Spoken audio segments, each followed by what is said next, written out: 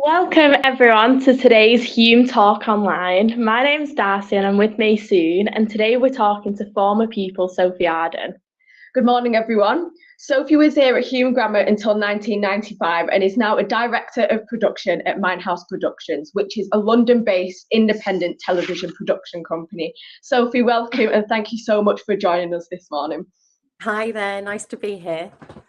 So we have hundreds of pupils across Hulme today watching this live, and we've been really looking forward to speaking to you today. In fact, we've asked some pupils to submit questions in advance, and we've had over 50 questions submitted.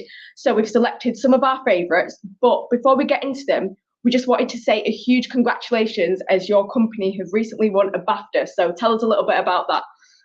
Yes, it was very exciting. So the company that I work for is called Mindhouse Productions. We started it, I'm one of the founders, so we started it 4 years ago, and one of the other founders is Louis Theroux, who some of you may or may not have heard of. He's quite a famous documentarian, but also some of you may know him for the Jiggle Jiggle song. So we make mainly documentaries at Mindhouse, so we make all of Louis's documentaries and podcasts, but we also make lots of other documentaries that he's not in.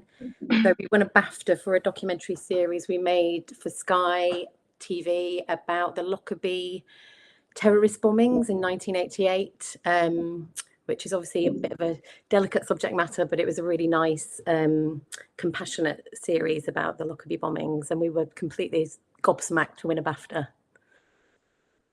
Well, we'd just like to take you back a little to when you were at Hulme, and what was school like in the 90s, and what were your favourite subjects, and what were you dreaming of doing when you were younger?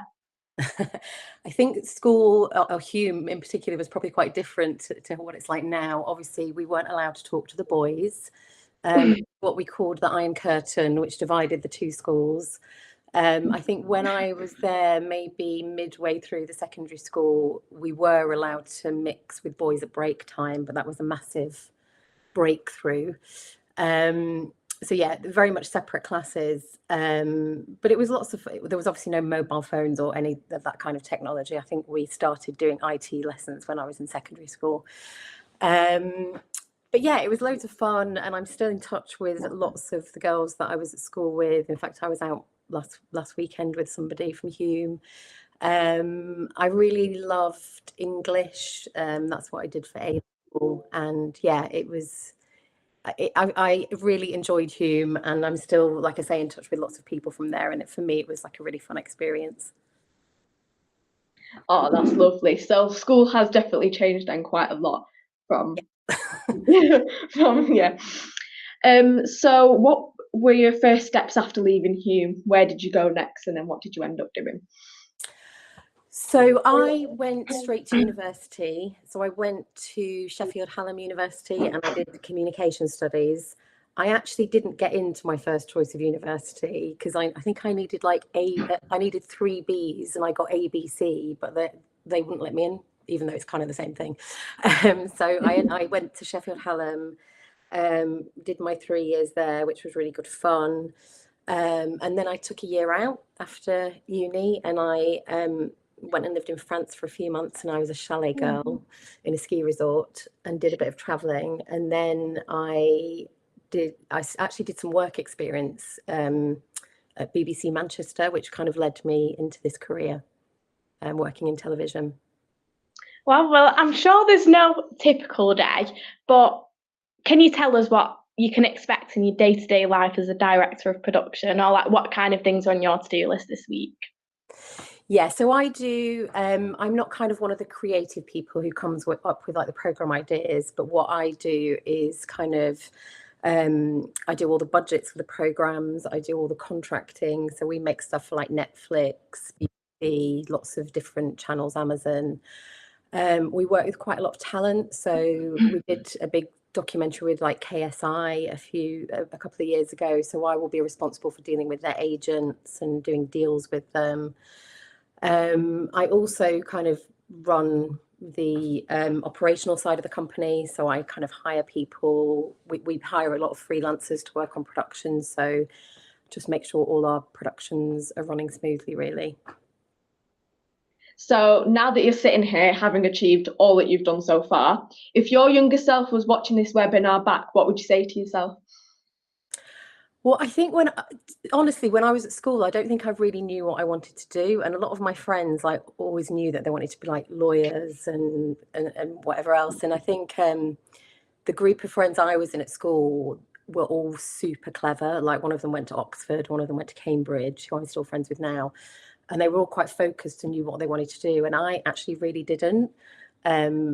And I think that's kind of okay. Like, I think if you don't know what you want to do right now, then you're still young and, you know, you need to kind of work that out over the coming years. But I think, yeah, I think I probably put less pressure on myself because I don't think everybody knows age kind of 18 when they leave school exactly what career path they're going to take. I also wouldn't put too much pressure on myself about what degree, especially if you work in TV. I don't think it particularly matters what degree you do. Or maybe even if you do a degree, so I'd put a bit less pressure on myself. Yeah, I think that's reassuring Yeah, as that we is start reassuring. applying for universities. Yes. So in our last few minutes of the webinar, we're just going to do some quick fire questions from pupils. Is that okay? Yeah, sure, go for it. So there's one from Josie, Rebecca and Subhan. Who and what inspired you to become a director of production?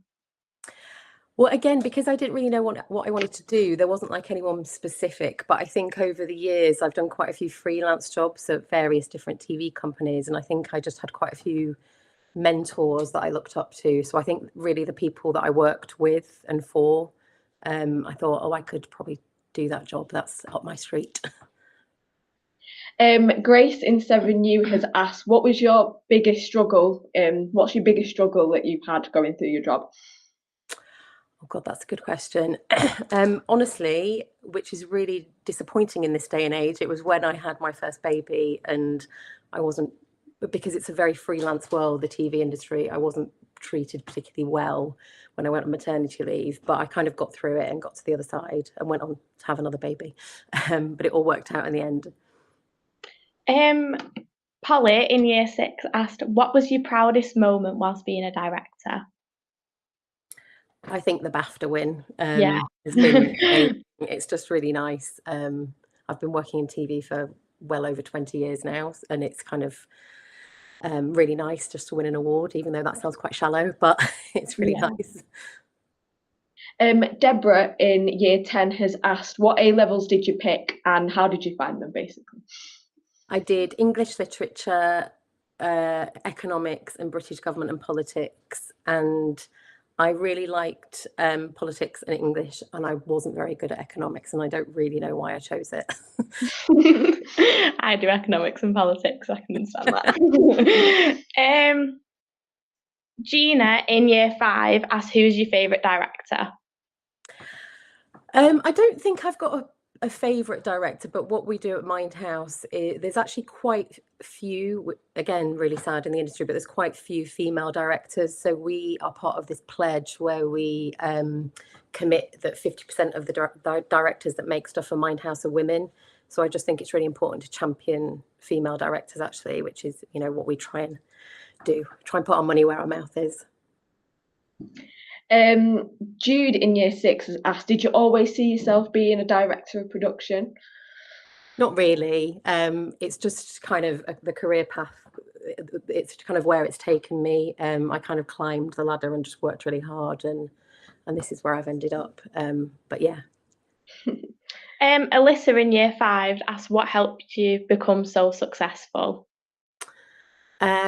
Just working really hard. I think that's the key, and especially if you want to get into the TV industry, you know, you've got to be prepared to do work experience and just kind of show a bit of keenness and not expect to climb the ladder really, really quickly. You've got to kind of take it all a bit slowly and prove yourself. So yeah, just hard work. Mm-hmm. And being nice to people as well. Yeah. Oliver in year 6 Oak has asked, what were your favourite and least favourite subjects in school? My least favourite subject was maths. I was not very good at maths. I had to have a maths tutor, and which is quite ironic because part of the job I do now, I have to do lots of budgeting and look after like the company finances. So my family all think it's hilarious that I'm in charge of stuff like that because I was so bad at maths. I really liked English, was my favourite subject, English literature. Laura in year 5 asked, is it scary being on camera? Here it is. I'm not normally on camera ever. I'm always kind of behind the camera. So yeah, I'm not used to this. It's quite weird. Finally, Eleanor in year 6 Oak has asked, how much does it mean for you to have this opportunity? Opportunity to be on this webinar or opportunity to be a director of production? Director of production. Right. Well, I mean, this is also lovely. It's amazing. I'm really, it's, like I say, I've been working in TV for a long time and I work for a really nice company. It's nice to be working with Louis Theroux. It's nice to be working on really amazing documentaries that are winning awards. And I've worked on some really rubbish ones, by the way, along the way. So it's nice to kind of get a bit of recognition. Well, we're running out of time, so I just wanted to say a huge thank you on behalf of the pupils at Hulme Grammar for taking the time to talk to us today. It's a brilliant insight into your world and you gave some excellent advice. Oh, you're very welcome. It's nice to be here. Thank you very much. And thank you to everyone for submitting all your questions and watching today. And we'll see you very soon for another Hulme Online Talk. Bye.